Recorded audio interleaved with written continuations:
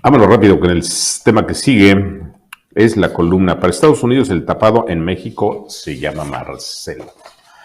Detrás de la guerra declarativa que hemos atestiguado en días recientes entre los gobiernos de México y Estados Unidos aparece un ingrediente que pocos quieren ver. En efecto, está presente y a los ojos de los mexicanos el fenómeno piñata que practican los políticos republicanos y demócratas que aspiran a la contienda presidencial en aquel país, en Estados Unidos. Un fenómeno, el de la piñata, que en el fondo no es más que una disputa para que el electorado norteamericano decida quién, entre los republicanos y los demócratas, golpea con mayor fuerza a México, a su fallido gobierno y sobre todo a su delirante presidente. Sin embargo, y más allá del evidente fenómeno piñata, también está claro que el gobierno norteamericano ya inició una embestida contundente y con todos los recursos a su alcance para conseguir una mayor influencia en la decisión política más importante de la temporada sexenal mexicana. Sí, a través de sus informes sobre el mundo, mediante declaraciones de sus funcionarios federales, opiniones de legisladores y en general de políticos de todos los calibres, el poderoso gobierno de Estados Unidos ya empezó a dibujar el perfil del mexicano o la mexicana que, según sus imperiales intereses, deberá ser el nuevo presidente mexicano. ¿Ya dibuja el gobierno imperialista de Estados Unidos el perfil del candidato o la candidata mexicanos para el 2024? La respuesta a la interrogante anterior es afirmativa. Sí.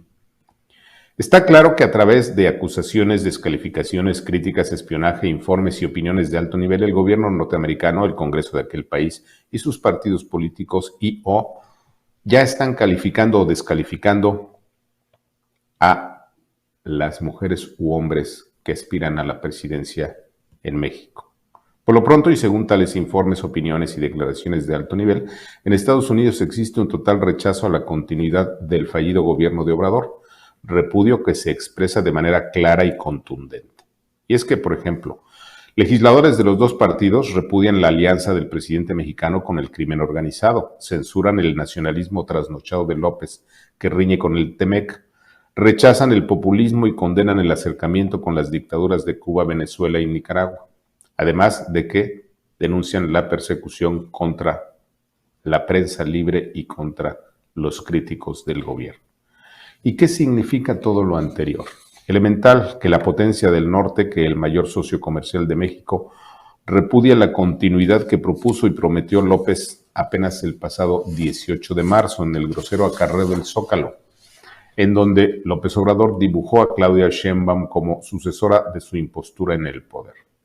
Peor aún, cuando el Departamento de Estado norteamericano reprueba a México en la defensa de los derechos humanos y en la persecución del crimen, la potencia del norte grita que México requiere de un presidente eficiente, enemigo de la violencia y del crimen y amigo de la justicia. Sin embargo, y por pura casualidad, ningún tapado de López cumple con ese perfil. Y el que más se aproxima en todo caso, se llama Marcelo y se apellida Ebrard. Y aquí aparece el puñado de preguntas elementales, solamente planteamos dos. ¿Es cierto o no que para el gobierno de Estados Unidos el mejor candidato presidencial en México se llama Marcelo? ¿Es cierto o falso que Marcelo se convirtió en aliado del gobierno de Biden para llegar al poder en México? El tiempo y el imperio del norte tienen la respuesta. Por lo pronto, si aún dudan de que el gobierno de Estados Unidos ya se metió a la sucesión presidencial mexicana, juzguen ustedes mismos. Apenas en la primera mitad de agosto del 2023, el exfiscal William Barr dijo: al presidente Obrador le gusta invocar celosamente la soberanía de México para impedir que los estadounidenses tomen medidas contra el crimen mientras él entrega la soberanía a los narcoterroristas. El exfiscal del gobierno de Trump escribió una carta al diario The Wall Street Journal para responder a una columna que a su vez publicó ese mismo diario, en donde el canciller Marcelo Ebrard dice que el presidente mexicano es un gran presidente, etcétera, etcétera. Bueno, pues el señor William Barr dice: el presidente mexicano no tiene interés en combatir a los cárteles y únicamente quiere abrazarlos. Según Barr, Obrador pretende que los cárteles queden libres para traficar drogas a Estados Unidos y que de esa manera serán más pacíficos dentro de México. Y esa política ha resultado fallida, dice el ex fiscal William Barr. A su vez, el pasado lunes 20 de agosto, el Departamento de Estado del gobierno de Biden difundió el informe, que ya le hemos platicado, sobre derechos humanos que revela problemas significativos en México para garantizar libertades fundamentales. El informe, como ya se lo dijimos, dice que las bandas criminales ligadas a las drogas están fuera de control y que son responsables del nivel histórico de crimen violento, además de que agentes del Estado mexicano han cometido serias violaciones a los derechos humanos. Y detalla el informe que en México se han incrementado sin freno, por ejemplo, las ejecuciones extrajudiciales, la desaparición forzada, la tortura, la impunidad, la corrupción, las masacres y una impartición de justicia inexistente, además de que se persigue a los periodistas críticos y a los medios independientes. En respuesta, un enojado y cínico López Obrador solo atinó a negar los hechos y acusó al gobierno norteamericano de mentir y de creerse el gobierno del mundo. Luego vino una competencia de dimes y diretes entre el presidente mexicano, que acusó a los norteamericanos de mentirosos y de difundir bodrios, de hacer politiquería, y hasta llamó al Departamento de Estado departamentito, mientras que funcionarios federales de Estados Unidos desmintieron al presidente mexicano. Al final, ayer miércoles, durante su comparecencia ante el Comité de Relaciones Exteriores del Senado, en aquel país, el secretario de Estado del gobierno de Biden, el poderoso Antony Blinken, confirmó lo que todo mundo sabe. Sí, dijo que en el gobierno de López Obrador las bandas criminales mexicanas se han apoderado de buena parte del territorio nacional y que en México mandan los cárteles de la droga, no el gobierno. ¿Qué falta en la creciente disputa entre México y Estados Unidos?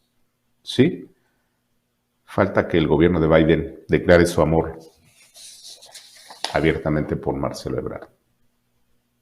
El tiempo.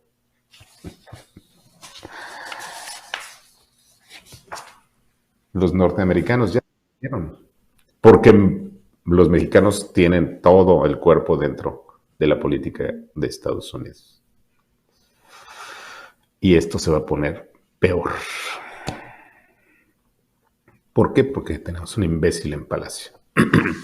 Ana Herrera, saludos desde Houston. Sigo sin entender cómo un cerebro de mosca domina todo un país. Ana, qué gran comentario. Somos unos tontos como ciudadanos mexicanos. Hay que reconocerlo. No fuimos capaces de que la gente abriera los ojos. Yo asumo la parte que a mí me toca. Yo hice todo lo que estuvo en mi mano. Por eso fui el primero en ser perseguido. Por eso sigue la persecución en mi contra. Por eso me han cancelado todos los patrocinios, por eso, etcétera, etcétera. ¿Sí?